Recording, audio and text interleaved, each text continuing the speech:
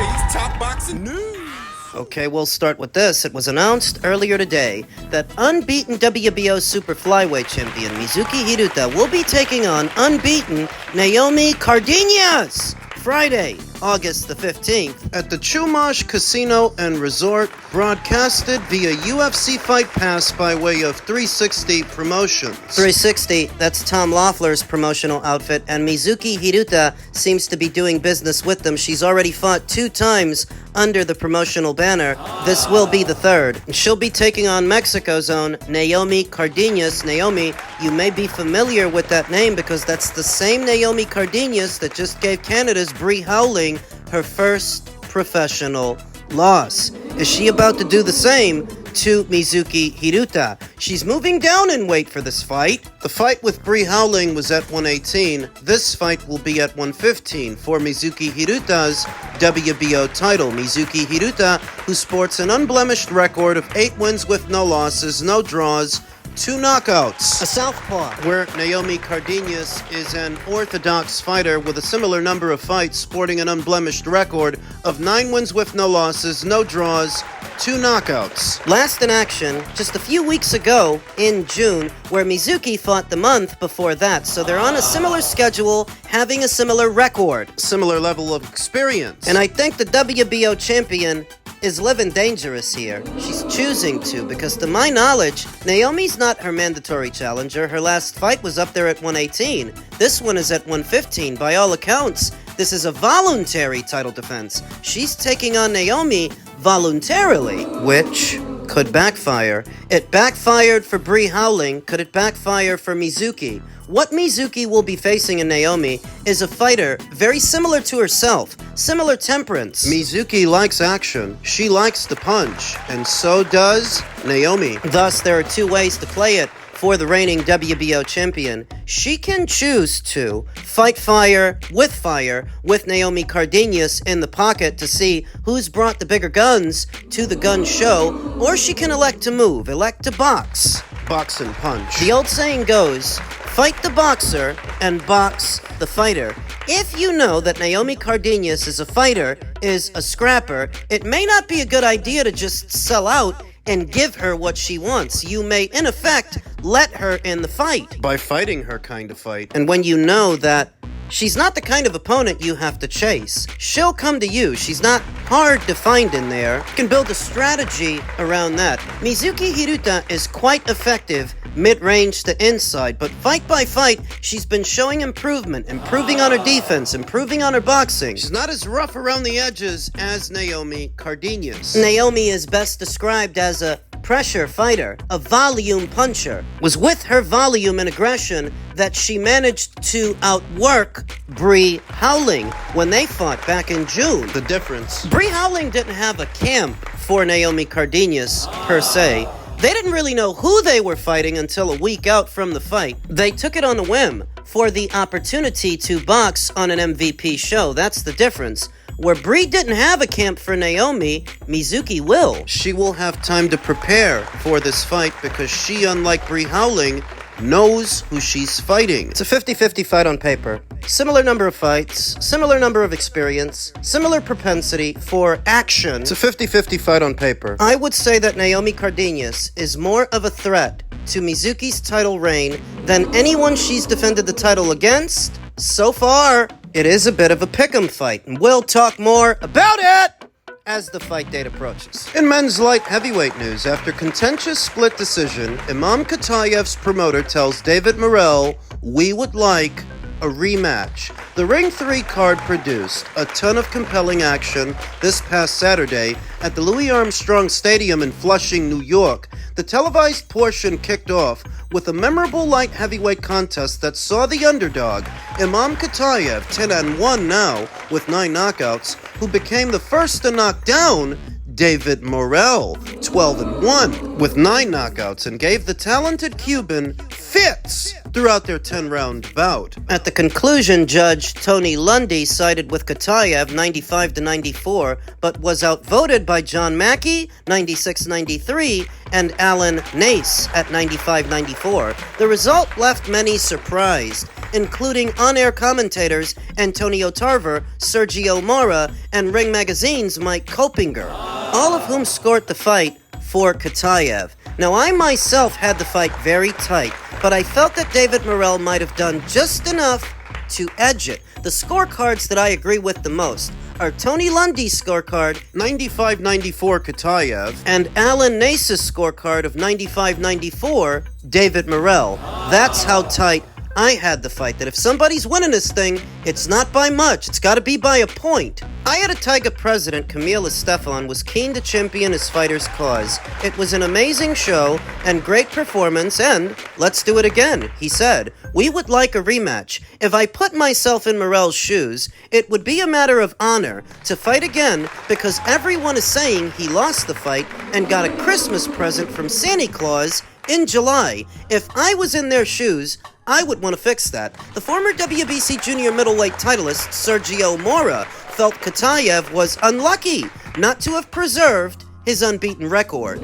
I wouldn't go as far as calling it controversial or even a robbery, but I believe the judges got it wrong, as Estephan said. Khataev came with an excellent game plan, timing, and punching in between Morrell's shots. The fight at worst should have been a draw, at the very, very least. Yes, Morrell adjusted and won the second half of the fight, but you can make a case that Khataev won all of the first 5 rounds, including a knockdown. In a 10-round fight, yes, I believe Khataev deserved the decision. That's how I saw the fight. It was tight. But if there are more people that feel Khataev won the fight than Morrell won the fight, it's because the rounds Morrell won, he didn't win them by much. He sort of stole those rounds towards the end of them. It's kind of like Khataev would get off to a halfway decent start, and Morrell would come alive in the middle of the round and steal it towards the end with a clean punch here and there, a combination, though his punches were not having the effect on Khataev that Khataev's punches were having on him. Khataev was the noticeably harder puncher. According to CompuBox, Khataev landed more punches in 6 of the 10 rounds. The Cuban was more effective with his jab,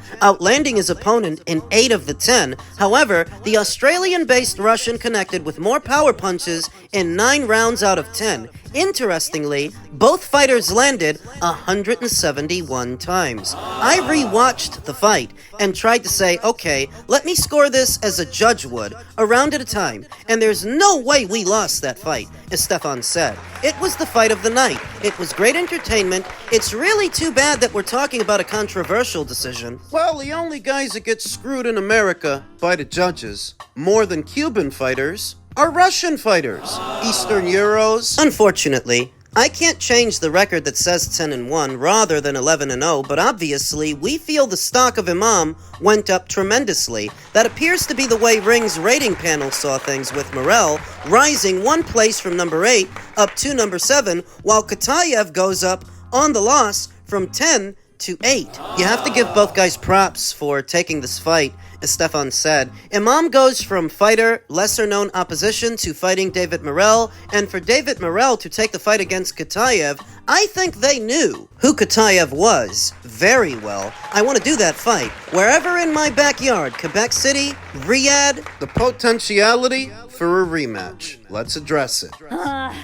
Well, this fight only came together because of Turkey El Sheikh, because he paid for it. Under normal circumstances, a risky guy like David versus a risky guy like Imam, that don't come together on its own. It's only because Turkey was able to offer both fighters enough money to take the fight that they took the fight. And thus, unless Turkey pays them again and decides to do it again, I don't think a rematch happens. I don't think it goes down. David Morrell, he's very lucky to have got that decision, and he's likely to make off like a bandit. You think he's in a hurry to fight that hairy Russian again? I don't think so. Not unless somebody's prepared to offer him a lot of money. The silver lining. We got a new player at light heavyweight, somebody to watch out for. At a time where it seemed like the talent pool at 175 was thinning out, here comes Imam Khataev, who to a lot of people beat David Morrell, knocked him down, where David Benavidez could not. So let's take a head count. Of the major players in the light heavyweight division today, that is now seeming more and more robust.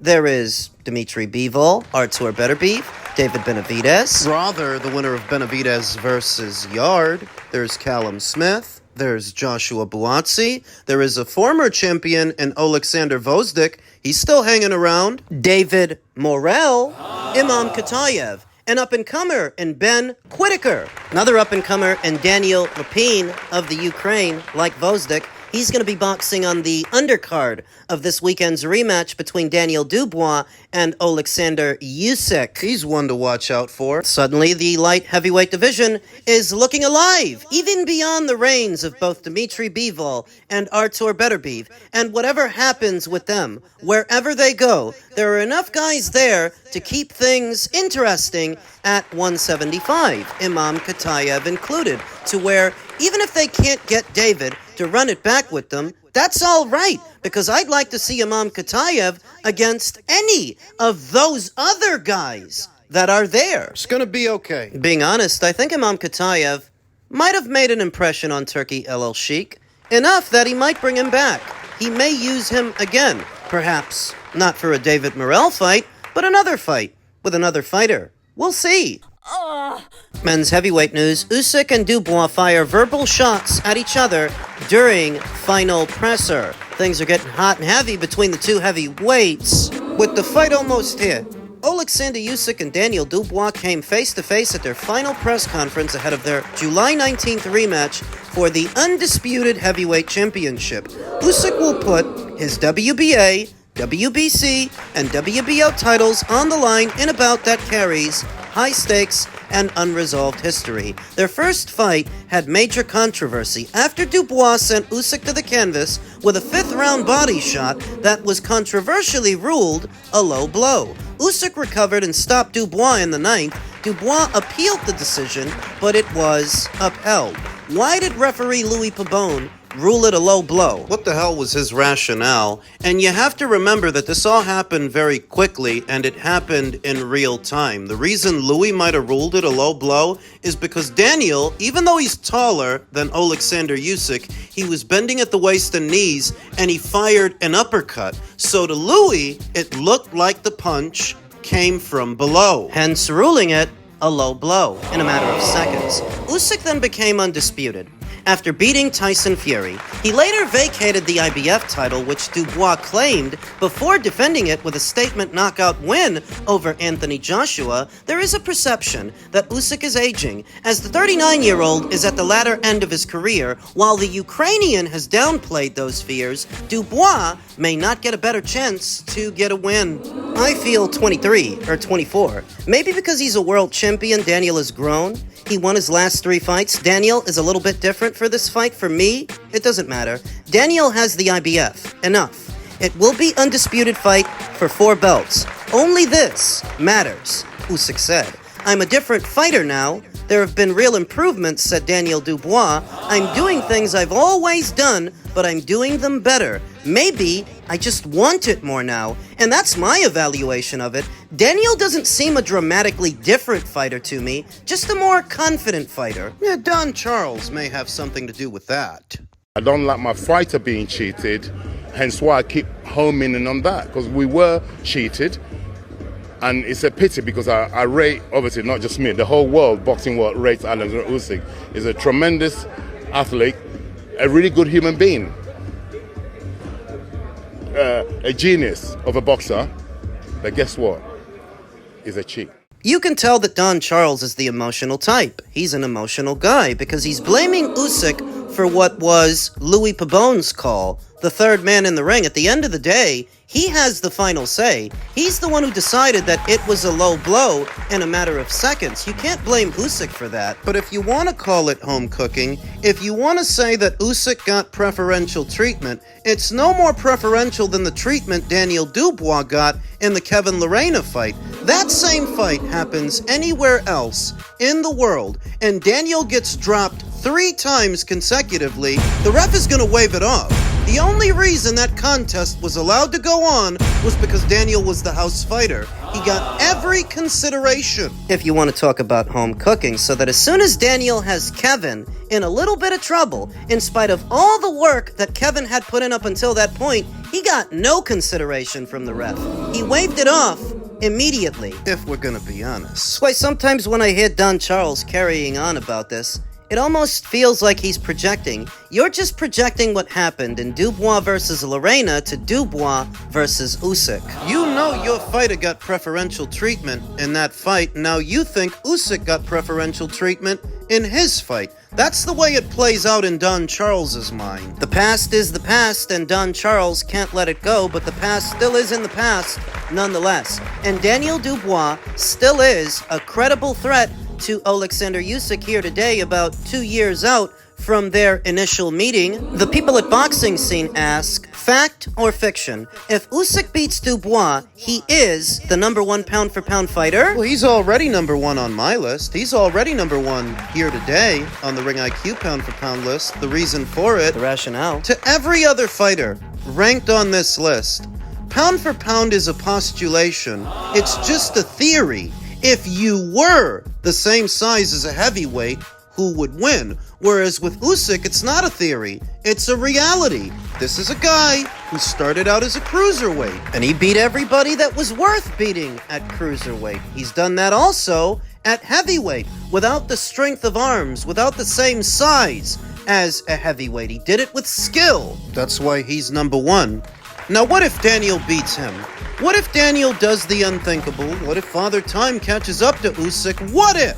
What if he loses? Daniel's a career heavyweight, and pound-for-pound lists aren't for career heavyweights. They're for the smaller fighters that move up in weight, not the heavyweights. The whole idea for pound is you look at those smaller fighters at those lower weights and you ask yourself, which one is the most skilled among them? Which one, if you gave them the size of a heavyweight, would win against a heavyweight? So it doesn't actually make sense to rate a heavyweight, a career heavyweight, Because the list was never intended for them. It was so that you could rate the smaller fighters against them. It's not hard to understand. Thus, if Dubois wins this weekend, credit to him if he does, but he doesn't end up on this list. He knew he will then advance to the #1 spot. In a situation like that, though, I don't expect to see that happen. I have Usyk winning this weekend's fight. I think that Daniel is going to come out hard and fast, looking for an early finish like he did in the Anthony Joshua fight, with the difference being,